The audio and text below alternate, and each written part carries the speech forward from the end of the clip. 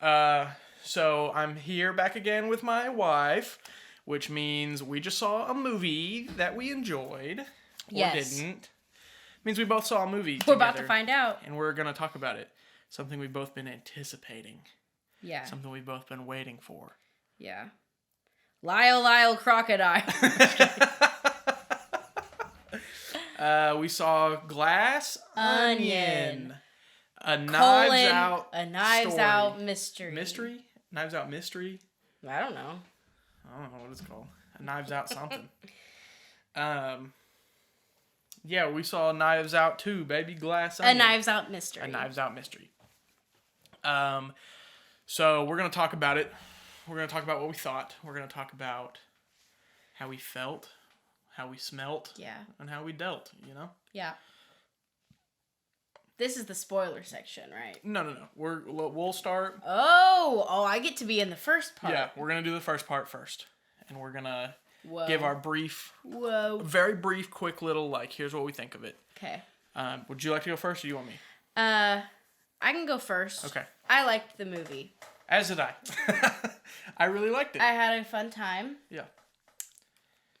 Yeah, I mean, it's fun. If you liked the first Knives Out, you'll definitely like this one.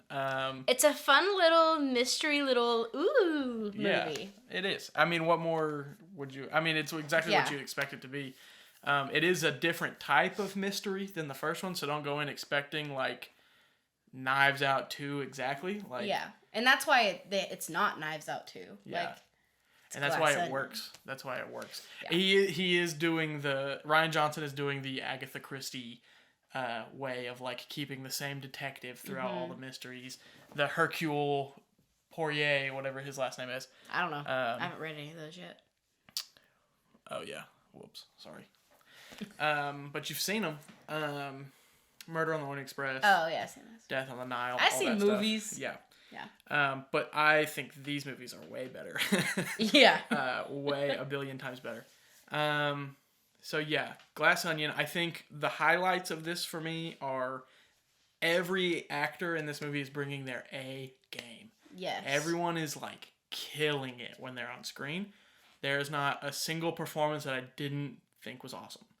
Because in the first one, for me, there's a few that kind of fall flat. Mm-hmm. The kid from It, the one that's the Trump loving kid. Oh, the one in the bathroom. Yeah, and he's on his phone or whatever. I could have cared less about him. Yeah. The one daughter that's I don't remember. The one granddaughter. We should have maybe rewatched. We should have maybe rewatched the first Knives one. Out. I don't know. There was just down. but everyone in all of that to say, everyone in this one. Yeah. Brought Michael Shannon levels throughout the whole thing. Michael Shannon was my favorite part of the first one. You want a cookie? You want a cookie? I'll give you a cookie. I still don't remember. Who's that? The dad? Yeah, the one that's the racist one? No, not the racist one. Oh. The one who owns the publishing thing, and he wants to... Anyways, well, if I showed you a picture... Yeah, I don't know people's names. All of that to say... Yeah, it was a good movie. I liked it. I personally don't think I liked it more than Knives Out, the movie I can't remember. When I think, I don't know, maybe it's just, I have a hard time in general with, accepting new things. Taylor Swift albums. Like albums and something it has to, earn its keep in this discography. So I'm kind of the same way, I think, with movies, that I'm it has to earn its keep in my mind as the sequel. It doesn't, with the first one being as good as it is, this one has to reach a pretty high bar to even be considered as good. Yes. I can see why I can respect that. For me, I think the two are different enough to where I don't really think one is better and I don't think one is worse, because it could change depending on my mood. Yeah. If I'm in the mood to watch... They are different vibes. Very different vibes. Yeah. If I'm in the mood to watch something a little more in your face and fast paced, I'm going to pick this one. Yeah. If I want something a little more chill, laid back, I can watch it on Thanksgiving after stuffing my face.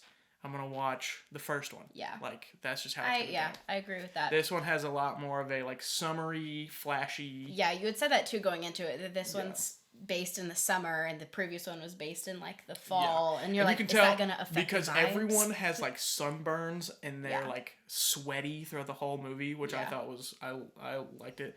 We need to talk about Daniel Craig's fits. Daniel Craig was upset, man, because he was throwing fits through this whole movie. The man was dressing. Yeah, they're like from the beginning. I was like, "Oh, I love those pants." And then like he comes up in the pool fit, and I was like, "Oh, fit, like, that looks so good." And he put his hands in the pockets. He knew. And then what did I say? I leaned over. Whenever they're like, it's like the morning, and he just had gotten out of the bath, so he's wearing a bathrobe, but he's also wearing a tie. Yeah, he's wearing like a collared shirt and a tie with a bathrobe over it. And I was like, "What a ballsy combo!" But it freaking worked. I want his whole closet. Oscar nom for real. This should legit whatever get it's called. What's this category? Like hair and makeup, costume and makeup set, makeup, hair, costume design, something. Because it was great. Yeah, really good stuff. Even like Dave Bautista, who's like shirtless for half the movie. His like little like cloths that he wears and his. They're all well. It's also like a group of rich people that wealthy. Would. Like, at one point, one of the characters is, like, correcting. She's like, those aren't Balenciaga. Or, like, whatever. Yeah. Those aren't Gucci. Like, they're... Yeah. You know, so, like, they are going to have fancy clothes as characters. But in general, the film has a... Yeah, that she was also one of... I think everyone does great performance-wise. Daniel Craig, obviously, I think, is the best because he has to be. Mm-hmm. Because him being the only character that's carried over, like, he has to be the best. And he is. That character he's got to a T, and I really hope they make 500 of these, and he's in all of them because he's the best part. This is his new James Bond. But I do think Kate Hudson did great. She's the dumb one. Oh, okay. I know who that is. I really think she did awesome playing that like clueless rich influencer type, because a lot of times that can get like typecasted and like also stereotypically written. Like that character can be very transparent or like one-dimensional, but she brought a lot of depth to that type of character, and I thought it was interesting. Like even the stuff that was like where she was like accused of like blackface and stuff, where they never like downright say like, hey, remember that time you did black? It's like she was like, I was just trying to pay tribute to Beyonce. Like, stuff like that, I think is... It was done in a fun... like. Yeah, done in a very creative way, rather than just, like... Aren't people like this garbage? It was, like, very... Yeah, it gave two sides of a coin for each character, and I really enjoyed. Which I'll say that's another thing that I think differs from the first one. There's so many characters in the first one. Because there's grandkids, there's kids, there's parents, there's grandparents, there's all these, like... different generations of this giant family, and everybody's there, and you're having to keep track of this person's this kid, and this person's aunts and uncles with this person, or whatever, and a lot of characters can get bogged down or like swept under these bigger characters that are more important. This one, there's just enough characters to give all of them good enough screen time, and to really flesh out all of them, like well enough to where you know their dynamics, and you know who and why they are who they are. And I think writing character-wise was better than the first, in my opinion. Yeah, we talked about that's one of the ways that this one's a lot different. I mean, it's a different movie, it's a different story, but in the first Knives Out, you're learning the characters throughout the whole movie with those interviews. And this is different. Like, the characters are developing, but... The whole first act. They do so much on, like, exposition on the front that you're like, oh, I know who these people are. As soon as the action whole gets first going. act is basically just telling you who these characters are. Yeah. And they don't get to the glass onion. And that's when I would say the second act starts. Yeah. And I can see a lot of people having complaints with that. Where they're like, oh, it's slow. It takes forever to get started. But it was fun. I liked the first half. Yeah, it's very well done. Remember, like, whenever the trailer came out, and I was like, the trailer dropped if you want to watch it, but if you want to go in blind, don't watch it. I don't think I watched it. I don't think you watched it. But everything that happens in that trailer happens in like the first 5 minutes of the movie. Like it's them messing with the boxes and like unlocking the keys or whatever. There may be like a few shots of them on the island, but other than that, yeah, it's all stuff that happens pretty early. Other highlights of the movie, the cinematography is fantastic. Yes. The first one I think has great cinematography also, and this just kind of like built on that and like just did a little bit better because of the techniques they used in the first one. They transferred very well into this one. All the like quick zooms and the quick pans and the all the different, or like focusing on one thing because you're supposed to, that's the thing you need to focus on. There's a really cool thing they do to trick you visually that we'll get into later when we get into spoilers. Okay. That I thought was so sick that I was like, whoa. I was like, yeah, we'll get into it later. But I don't know what you're talking about, so I'm looking forward to hearing more about this. Great cinematography. The score was killer. Yeah. The score was really good, although music. Even the hourly dong. Yeah. Dong. I was like, that's so loud. Yeah, it was really funny. I'll say too, this is random, but I'm glad we saw it in theaters. Yes. That's another thing. It's only in theaters. It's only in theaters for a week. I don't know when this video is going up. Yeah. We'll see. For right now, it's the 23rd. We saw it first night. Yeah, I'm gonna watch on. We saw it the first night. It's in theaters for a week, and then it comes out on Netflix in like a month. Yeah. If you get a chance to see it in theaters, I would say do it. Yeah. Because there is some stuff. Because even whenever they announced that it was going to be on Netflix, I was a little upset because I was like, this seems like a movie I would want to bundle up with popcorn and a drink and sit down and watch it. And I'm glad we got to, because there's some stuff in it that like is some spectacle that you're like, you need to see it on like a big. And there's a lot of not a lot, but there's some big like surround sound things where I'd be sitting there and I'm like, oh my god, because like something like a comes window breaks over here or something. So it's good surround sound, good for big screens. I was worried going should in. Be in theaters. Yeah, I was worried going in, thinking like, oh well, if they knew that this was going to go on Netflix, they may have skimped out on some of that stuff. But they didn't. Very theatrical, very cinematic, in a lot of aspects. There's only a few dislikes that I have with it. We talked about a big one in the car on the way. Yeah, are we talking about that, or is that? No, we'll get into it in the spoiler. Okay. I think we should get into it in the spoiler. I'll just say it's an issue with the writing. Yeah. And like a big plot thing. There's a big unnecessary plot point to me personally. To us. I'm like, okay. I'm like, all right. That I don't know. That's really my only disappointed like thing with this movie. I don't think it took anything away though. No. That's the thing. It was just like, it just felt like an afterthought. It felt like an afterthought. Yeah. It felt like someone on set was like, what if we did this? Yeah. And Rian Johnson was like, sure. Or maybe it was a studio. Maybe Netflix was like, we need you to throw this in there. I don't know. You'll see. But we'll talk about it. All of it to say, I mean, I rate on a scale of 5. I currently would probably put it like a 4. Ooh. I really, really liked it. Okay. But that being said, I think I have the first one at like a 4.5. Yeah. But those are interchangeable. They're very neck and neck for me. Whatever I have the first one at, I put this one at. I put them as equals. Okay. I think I'd still have this one just a hair below. Because I did really enjoy it, but I like the first one a lot. But I mean, I really like this one too. So maybe I'll watch this one again down the road. I would love to revisit it like in the summer. Where the vibes of the season, when it's not cold and rainy and Thanksgiving is tomorrow. Because I watched the first one on Thanksgiving, like in theaters, and that's the vibe. And that's the vibe of that one. So it is weird being like cold and rainy outside, and then going into a movie where they're like, we're in Greece and we're all oiled up and tan and everything. Yeah. So that's what we think about it. Now we are gonna get into spoiler territory. Whoop whoop whoop whoop whoop! Sound the alarm. Whoop. Spoiler territory. Where should we start? Where do we? I got my list here. Oh, you got your list. Okay. Number 1, I hate COVID movies. Okay. Yes. Yes. I was taking notes. I had my brightness reduced. All the way down, so don't worry.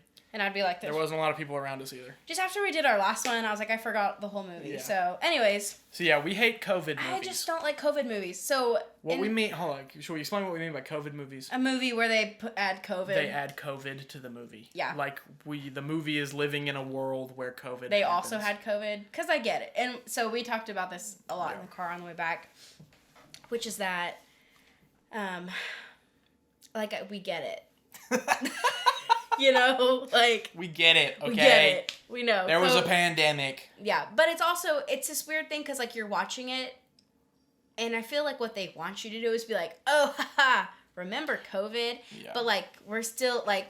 We're still in here. COVID, we still got you know? Like, it's Granted, not really a nostalgic it's not thing. As crazy as it was. So, the movie is set in May of 2020. Yeah. Where it was, like... Lockdown. They're like...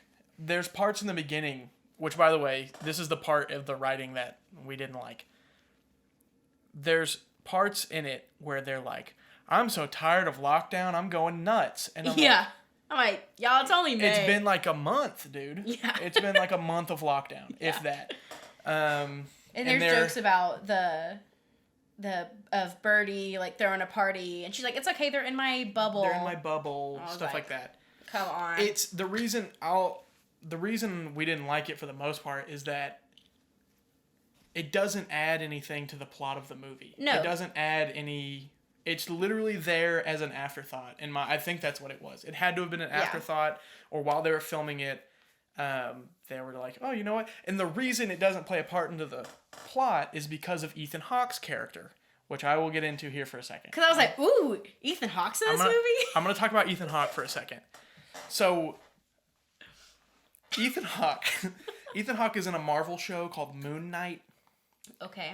And while they were filming that, this is how people found out about Glass Onion This is how people found out Glass Onion was being filmed, because people were like, "Hey, Ethan Hawke was just in wherever filming." They saw him on set. They saw him on set in Greece. They were like, "What the heck is he doing in Greece?" He flew in for a day to film in Greece, and everyone's like, why is he there for a day? So everyone started speculating.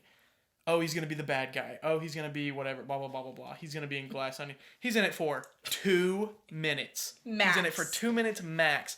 And all he does is he has a gun. Like a water gun. Like a water gun thing that shoots like anti-COVID serum into their throats. He's like, open wide.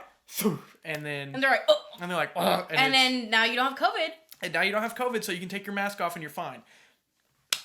The whole beginning is like, people like, oh, are we allowed to hug? Oh, yeah, they're like, keep our mask on, can't hug. The masks things were the only part that played some sort of role in the writing to me, because it let us know about some of these characters, because some of them, like Dave Bautista's character is the Logan Paul, Andrew Tate type, where he's like the alpha male vlogger, sigma male dude.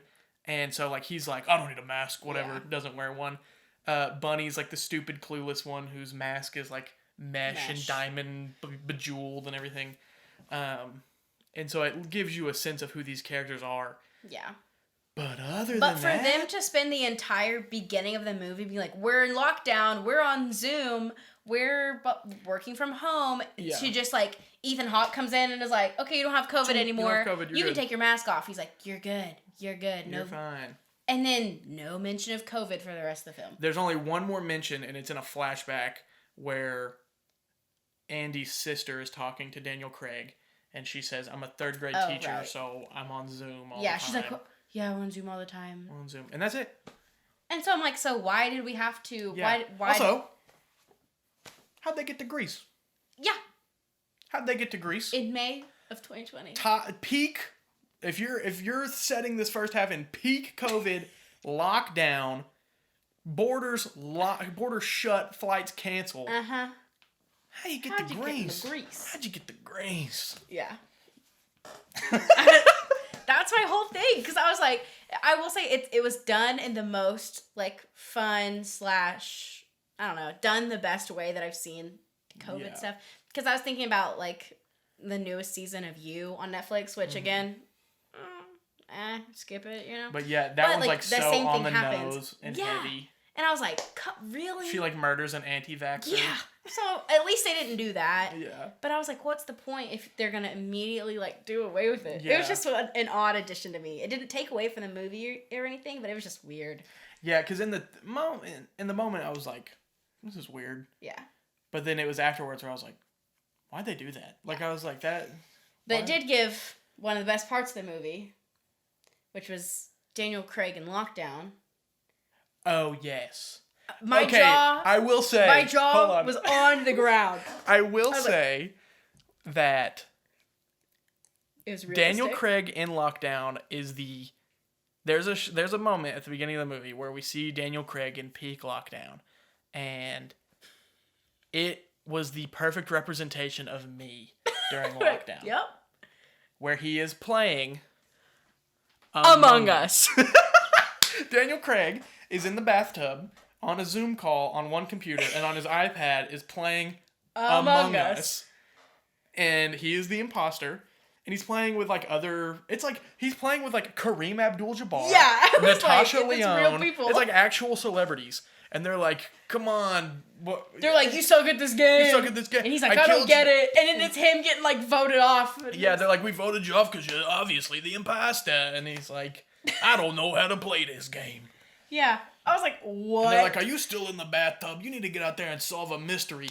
I will say that aspect of the movie was like... I was like, come on, dude. We were like, what? But all of that to say, I think the COVID stuff was worth it just so we could see Daniel Craig play Among Us. I thought that was wonderful. That was like the last thing I was expecting to see. It popped up, full screen, like, Among Us. I thought it was an accident. I was like, who switched the channel to someone's Twitch stream? I, like, stopped breathing. I was like, what is happening? Dun, dun, dun, dun. Literally. Dude, if they would have played the Among Us when the lights went out. He's like, they should have. He should have been like, it's just like Among Us. It's just like Among Us. That would have made it. That would have made... I hope the next one is called Among Us, a Knives Out mystery. No. Yeah. Knives Among Us. There are knives among us. There are knives among us. Yeah. So...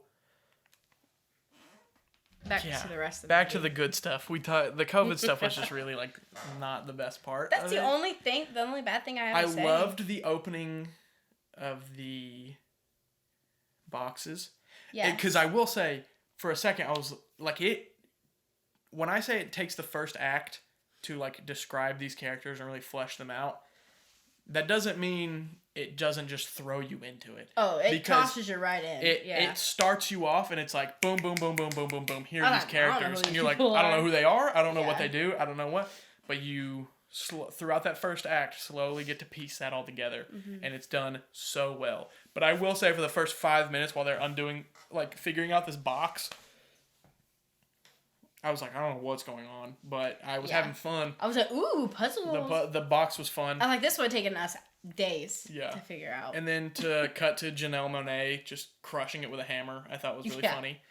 That was good. There are good jokes in this movie, but I felt like the people in our theater didn't get them or didn't catch on. I think there were a lot of older people. Yeah, there was only like a handful of chuckles throughout the movie, but there was a lot of times where I was laughing. But yeah, I don't know. Maybe people are too used to like Marvel jokes where they're like super obvious and not just like one of the best lines in the first one is when Daniel Craig walks up to that burnt down building and he says, "What's the cheese? Like, what happened here?" I think that's the funniest line ever. And now I say it like in my normal vocabulary. There are moments like that in this where Daniel Craig has lines that I think are hilarious. And I wanted to laugh, but I didn't because no one else was. Oh, you can feel free to laugh anytime. Yeah, you're right. I shouldn't be ashamed of that. Yeah. What part should we talk about next? Should we talk about the actual like mystery? Yeah. Okay. So a classic whodunit. That's another thing that adds to why this is different than the first one, is because the mysteries themselves are very different. Yes. And how they are unraveled is very different, which is what my biggest complaint with those like Agatha Christie movies are, is that yes, the murder may be different and the reveal may be different, but the formula is the same. Yes. Of like, here are these people, one of them dies, something, a mystery that branches on, and then finally at the end you get the big reveal. The first one did away with that concept, and I loved it. Yeah. Where in the middle of the movie, you get the answer to the murder, and you're like, whoa, and it changes everything throughout the rest of the movie. But the movie continues. And this one, you don't find out, like, who did what till the end. Like, the very end. I was, like, watching my clock, and I was like, we don't have too much left of this movie. It's very close to the end where you find out, like, the actual full picture. You get little hints of it throughout, but there is a big, what I would call the twist, like the big main twist of the movie. You do get that, like, right at the end of the second act, and it does change things. It makes you go, oh, shoot, like, that changes the dynamic of everything. That changes how characters have been interacting this whole time. And what it does, which for a second I was like, oh, please don't do this. You can talk about it. This is the part. It goes back to, like, basically the beginning of them showing up to the island. And I was like, whoa, where we going? Where we going? Oh, are we about to do this? Where we replay the whole movie from a different whatever. Because I really find that, like, not boring, but just, like, I guess played out. Like, it's overplayed. But you're like, great. Now I can watch the movie again. This version, the way Rian Johnson did it was very well done. Because it was different. And it wasn't just like, hey, remember this scene we saw earlier? Here it is from this different angle. No, what you're getting is, like, continuations of scenes. Yes. You're getting, like, the rest dialogue you didn't pick up. And even small things like when Dave Bautista is watching Edward Norton and his girlfriend kiss or whatever, you get a whole new side of that where it wasn't like, the first time you're like, oh, he's watching them and he's jealous because that's his girlfriend. Oh, you're like, she's cheating on him. And then you see it the second time, and you're like, oh, he's in on it, and he's like, and he's he like, planned this. I hate this. Exactly. Yeah. Like, you get those. You're like, it changes scenes, like, entirely, like the meanings of scenes, and I thought that was super clever, and I loved it. Yeah, that's something I was kind of thinking while we were watching. Is that I was like, this movie's pretty predictable, but not, like, in that way. Not, like, in a bad way. No, not in a bad way. Not like in 20 minutes into the movie, you're like, here's what happened. This person's going to do this, and this is whatever. It's like, it gives you just enough to where you are piecing it together right as soon as they reveal it. Yeah, right as they're piecing it together, you're right there with them. Yeah, like, you're piecing it together, and you're like, oh, is this? And then that thing happens. You're like, oh, yeah, okay, I was right. Yeah. You know, like, it's the perfectly timed little tease and payoff. Or it's even, like, super minute things that have a lot more payoff than you would think. Yeah. Like, for instance, with the whole... So this is what I was talking about. The camera trick that I liked was the drink swap with Dave Bautista and Edward Norton. So the first time he gives him the drink, you see him give him the drink. Like, I made a mental note. I was like, he just gave him that drink. And then he chokes and everything. And so I was like... You're like, well... And I was like, well, Edward Norton obviously just killed him because he gave him the drink. Yeah. Well, then he's like, oh, he must have picked up my drink. And then they play the clip again, but it's a different version where he does sets it down and he picks up the drink. And so I went, oh, I guess I'm crazy. Like, I guess I was just seeing things. Like, it messed with me. Which was, like, the whole thing. Because they're like, you guys saw him, right? You guys saw him pick it up. You guys saw him do it. And they're like, oh, my God. So you're also, and I was like, yeah, you did. The movie gaslit me. Like, the movie gaslit me into believing that I was wrong. And, wow.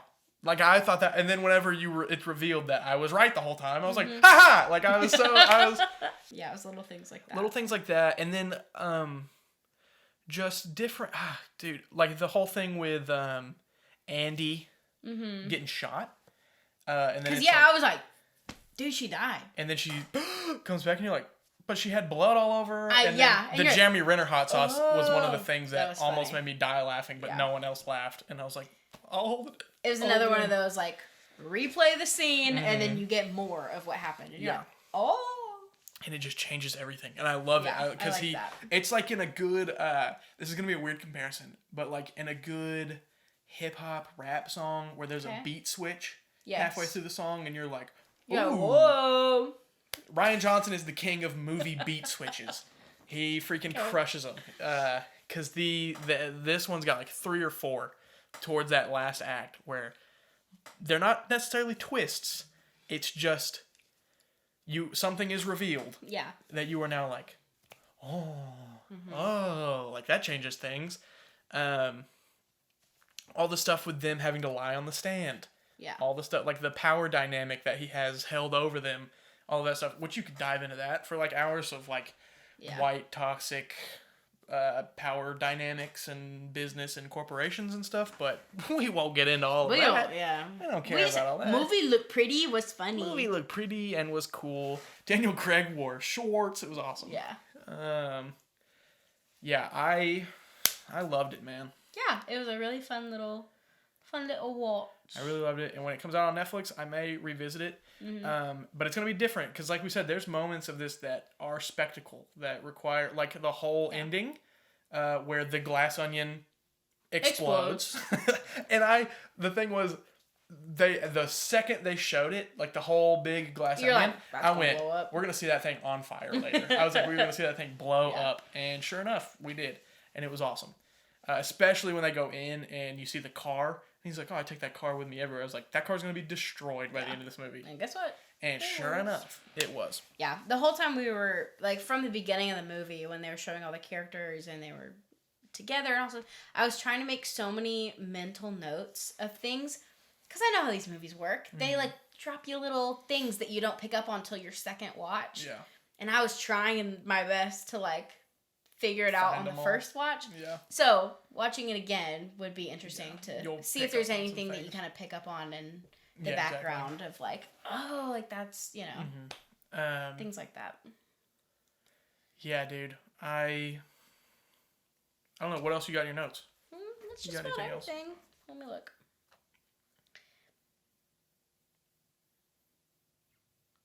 Yeah. I mean, I have 2 more things, like I said. One of them was, like, while we were watching it, because I just read this Agatha Christie novel, and I was like, this is exactly this book I just read, but then it wasn't. But I wrote it down just in case. Yeah.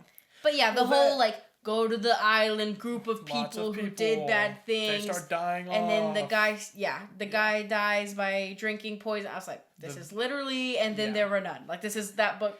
But that's like a whole genre of mystery on its own. Yes. Is the Then There Were None mystery of like, let's put a bunch of strangers in a place. And watch them all die off. Yeah.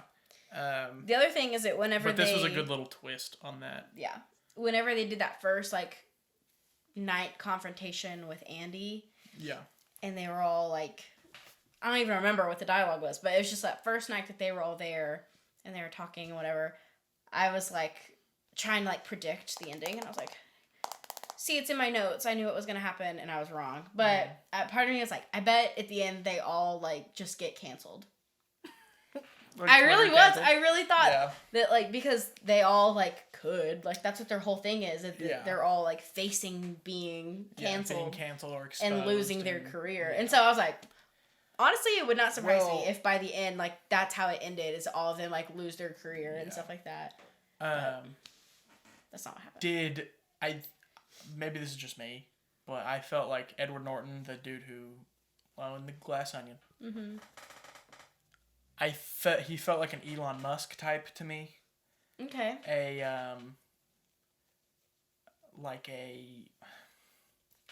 Outside of like the super rich and the whatever, but like trying to find a better fuel efficiency type thing, and then it like blowing back in his face and trying to buy in on like these big ideas. Your Twitter account just got deactivated, by the way, just because you said that. Don't care. Come for me, Elon. No, don't care. Yeah, I think it's definitely a play on the like tech boy, big corp. CEO. That's yeah. His head's too big for his own good. Yeah, and then I think it was funny that at the end it was like, he actually doesn't know how to do anything. Yeah, no, he doesn't know how to do a single thing. All the flashbacks, all the words he says throughout the movie that aren't actual words. I was like, man, this guy knows big words. While we were watching, I was like, I don't know half these words are. Yeah, this guy's got big words. And they're like, these words don't mean anything. I'm not stupid. Like, oh, thank God. Uh-huh. And then the... What were we talking about before the Elon Musk comment? the canceled. The canceled aspect. The way I was expecting it to kind of end was, well, one, I knew there was going to be some big glass there was onion going to be another thing. There's going to be a big like blowout. Oh no, I remember what I was going to say. So once it's revealed that Andy is actually her sister and Andy's been dead the whole time or whatever, and then you find out that because you know there's that scene where they're on the boat and like Kate Hudson and Dave Bautista are like, you're not supposed to be here, like you shouldn't be here type thing. I wish we got a scene like that with Edward Norton where he like has her cornered and is like, you're not supposed to be here. But that totally would have given it away. Not really. Oh, you mean after? Maybe after, or like not even after. Just well, he was like, I'm glad you're here. Yeah. There was some of those because when you first saw her, he does have that like big shock, like oh, like his face is like.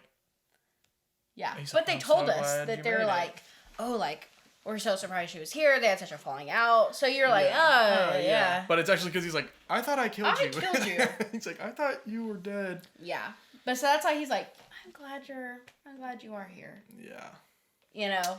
And so that was before. That's the whole everything is like so well written to make you believe one thing and then to like rip it out from under you, and you're like, oh. Yeah. To quote Selena Gomez, everything is not what it seems. Oh, that was good. Yeah. I don't have much else. Yeah, I don't know. I mean, I thought it was good. I thought it was great. I loved Among Us, Daniel Craig. I think Dave Sussy Bautista, Sussy Craig. The whole Dave Bautista, the beginning is like, now that I think back on it, is kind of weird because there's that whole thing with Dave Bautista too, where he's like, I love boobies. Boobies are great. And yeah, I was like, what? There's a lot of booby talk in the beginning, and it was really funny, but I was like, this is weird. But it's like that kind of character, that like Sigma, Alpha. Yeah. Yeah. I was like, what is And then like all of the stuff with Kathryn Hahn's character being like a political. We didn't get too much of that. She was, if anything, she was the least. Her and the scientist guy are like the least fleshed out. That's why, like in the middle of it, when I was like, okay, so who do I think the killer is? Who do I think the killer is? I was like, I think it's the scientist guy because they just showed so little of him. Yeah. I don't know. But they kind of gave him. But he was the one that had the letter. Yeah, he ended up being a pretty integral part in the end. Yeah. Yeah, I don't know. There's a lot of things that, like, of course, if I sit here and nitpick it and, like, talk about it for hours, I can, like, find things and I'm like, oh, wait, actually. Yeah. But you can also do that with the first one. You can sit there and be like, oh, well, actually, this doesn't. Yeah. So, yeah, overall, I really enjoyed it. I really liked it. Yeah. I'm happy we saw it in a theater. And I hope Daniel Craig signs a contract saying that he's got to do 40 more of these. Or Rian Johnson starts writing books. One of the two. Oh. Knives Out little book series. Well, Knives Out story. I'd read that. Yeah. Almost I'd watch. And then they'll turn the book into a movie. Isn't that what a screenplay is? I guess. Please don't. Yeah, so glass onion. Oh, dude, I got where's your purse? Is it in here? Oh, no. It's forget it. Put up a picture of it. Yeah. Well, I got one of these. I was at the concession stand, and the guy was like, what are you here to see? And I was like, glass onion. And he was like, oh, that means he's like, did you get a pen? And I was like, a pen? And he was like, yeah, a little, and he had one on his, like, lanyard or whatever, and he goes, here, take this one. And he, like, took it off, and he's like, we probably ran out. And he was like, but that's nice. Everyone who sees it gets one of these, and it's like a little glass onion pin thing. I didn't really see it. You're like, I got this pin, and it says glass onion, and it's got someone's face on it. I don't know which character it was, but cool. I was like, this is dope, dude. Yeah. So, putting that on my old jean jacket.